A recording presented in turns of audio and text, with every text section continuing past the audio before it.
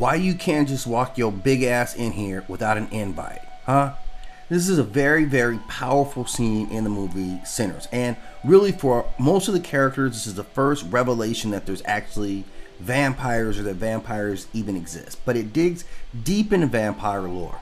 Now, most of us, we understand the aversion to garlic and the aversion to silver because those things are always traditionally related to blood. So we get that. But this invitation rule I wanted to understand. Now, the idea of a vampire needing permission to enter a home likely stems from some very ancient beliefs about spiritual and magical thresholds. Now, in many cultures, the threshold, the doorway or entrance to a home, was considered a liminal space, a boundary between the world of the living and the otherworldly, and that included spirits, demons, and the dead or undead. Now, this invitation rule taps into the notion that vampire isn't just merely a physical predator, it's a metaphysical invader. By requiring an invitation, folklore reinforces the concept of personal boundaries and consent. Your home, in ancient superstition, represents your personal sanctum, protected by your will and hospitality. The vampire, being a supernatural parasite, needs to break your protection yourself before inviting them in. This rule connects to folklore. In European folklore, especially Slavic, it was believed that evil couldn't cross a threshold unless it was invited in. This idea protected homes from spirits, witches, and the undead. Now, consent and complicity, an invitation symbolizing complicity with evil. And this idea reflects a cultural fear that evil doesn't force itself upon you, but rather seduces you or deceives you into dropping your guard. This is very prevalent in a lot of African and African American belief systems, that you dance with the devil. And I think there was a reference early in the movie with the guitar player. His father tells him, if you keep dancing with the devil. So this does clearly align with associating or consenting to evil. And it has religious undertones. This concept resonates in Christian morality tales where sin and evil only take root if you give them permission. It's almost an allegory for temptation. So why did this rule catch on? Because there's been a lot of rules about vampire lore.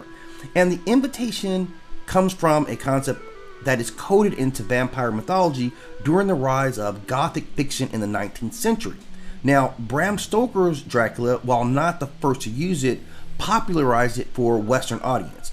Like adaptations in films and movies, they took this idea and they ran with it. It became a narrative device that, one, creates tension. Will the victim invite the monster in? It highlights the vampire as a social predator. It's not just brute force. A lot of vampires work in massive manipulation. It reinforces the home as a sacred space and the vampire as a violation of that sanctity. Now, in the real world, if we strip away the supernatural elements, the invitation rule reflects a deep human fear of violating social contract and boundaries. So think about it. In real world, we let people in our personal space based on trust. And the idea of inviting someone in only for them to reveal themselves as a predator parallels real life dangers like betrayal, deception, and abuse. So let's be real. This invitation rule is not about superstition. It's a powerful metaphor for how evil, manipulation, and danger often operate. It doesn't just barge in. It waits for a weakness, a slip, a moment of trust, a conscious or unconscious invitation to come in and wreck your life. In a world where social media opens up our thresholds on a daily basis, this ancient vampire's invitation rule really resonates more than ever. If you ever want to take a look at how you protect yourself from vampires or any other beings, go back to the ancient myths and they'll tell you all these things. Fortunately, in this movie, they had one person who understood a deep understanding of this lore, and it proved to be a very important movie. Now, nobody lived through this, right? Through some personal, again, that invitation rule worked against them when Grace at the end invites all the vampires in.